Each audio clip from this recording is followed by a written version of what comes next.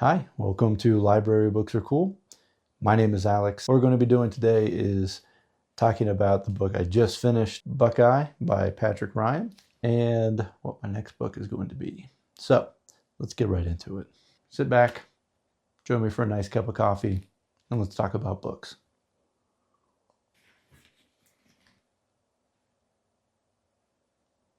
You guys, I made a video about the first 100 pages of this book, and if I'm being honest with you, that's about the best part of this book, in my opinion. I think other than that, it begins to fall a little bit flat. It was a good book overall. I actually enjoyed it. I enjoyed it more than I thought I would. There are a couple of things that I have very minor problems with in this book, but otherwise, let's get into some of the positives. So the book is written really well. Like I said in my previous video, it shows the ways that war impacts people and families in ways that isn't just blatantly saying, hey, a bunch of people died in World War II and there were a lot of people that were sad about it. He incorporates the speaking with the dead portion, or at least communicating with the dead in a way that I think is fun. That I thought that was a really good part of the story. Another thing that I liked about this book is how human it is. The main thing that drives this plot and the narrative forward are the character flaws. And nobody really resolves those flaws in this novel. So you have these two families that become intermingled. And the story takes place from the 20s all the way up to like the 70s. And you're pretty much following these two families and their relationships together, and how they grow and how they view the world and all of this stuff, and how they overcome so much between the two of them. You have Cal Jenkins, you have his wife Becky, you have Margaret, you have Felix, you have their sons. And this book does a really good job of showing that families are not perfect. Families will never be perfect. That's not the point of being family. That's not the point of life. So I think the theme of this book can be conveyed in the very final chapter, when Becky is talking about all of her past communications with people from the other side, in the spirit world, as she calls it.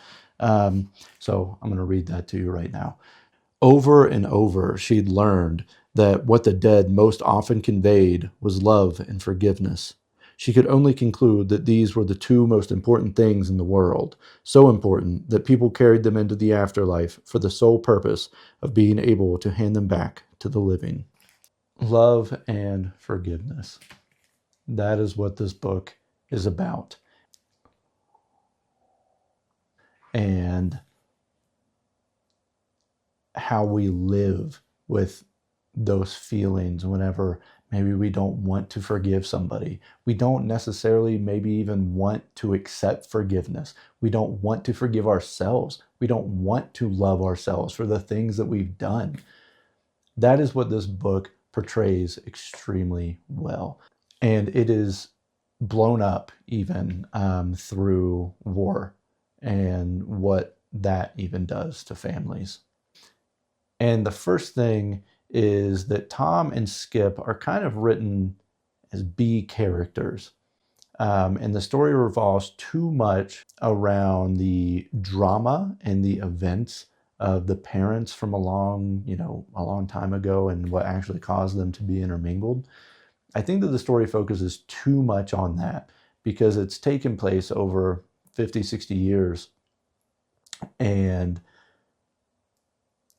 I think there could have been less story dedicated to how the adults are feeling, and how they were processing those events, and more time dedicated, at least in part 3, maybe even part 2, to transitioning Tom and Skip from B characters to A characters.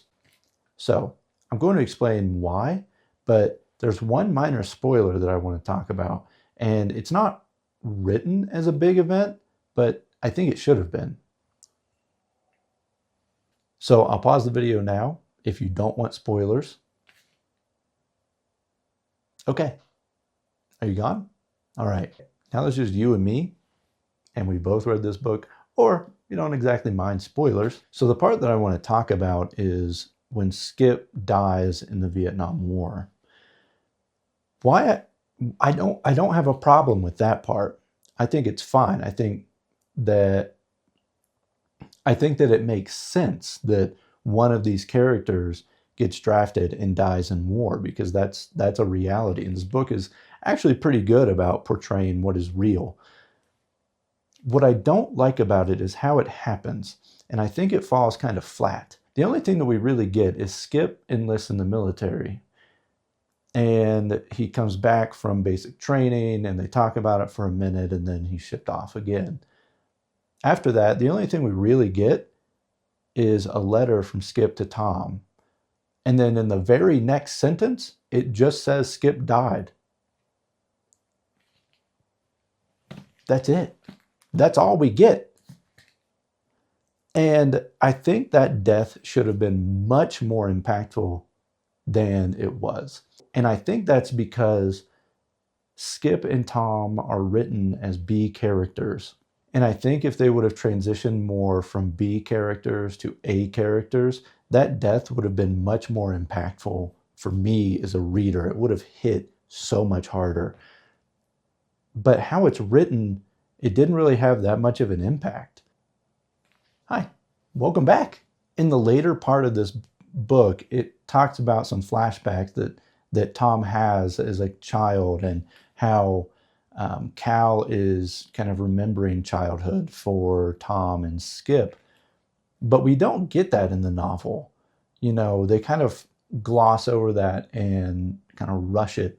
So I think writing Tom and Skip as A characters earlier on, and we get to see that relationship between father and son and mother and son and friends, I think would have made this book come together so much better in the end. Anyway, so there's that. And then the other thing, really minor, you don't, in my opinion, I think you're kind of taken out from the era that this book is written. They drop some years every once in a while, but other than that, they just kind of have large texts of disposition of events that occurred. So as an example, you know, there's a passage in here where it talks about John F. Kennedy, it talks about Martin Luther King, and things of that nature that are very big, very important events. And during this time period, racism was rampant in America. So you don't really get to see that. And I think what would have made this book really good to me is not having these large random blocks of a history lesson, and showing how history impacted these families. How did these characters navigate these things in the real world? And that kind of takes me back to this book focusing a little bit too much on the old dramas from the past and not enough on the present moments. So, you know, that's a kind of a smaller thing. Overall, though, Buckeye by Patrick Ryan, I give a solid 3 stars. Good book. I can definitely understand why people like this book. You know, it was written well, it's fun, it's good. Moving on to the book that I will be reading next week is Gilead by Marilynne Robinson. So I think that this book is actually going to be really impactful for me because I am a new father. Anyway, Gilead by Marilynne Robinson. The next book that I'm going to read is a letter pretty much from a father to a son. So I think that this book is going to hit home for me. Anyway, hope you all have a good week. Thank you for being here. I'll see you next time.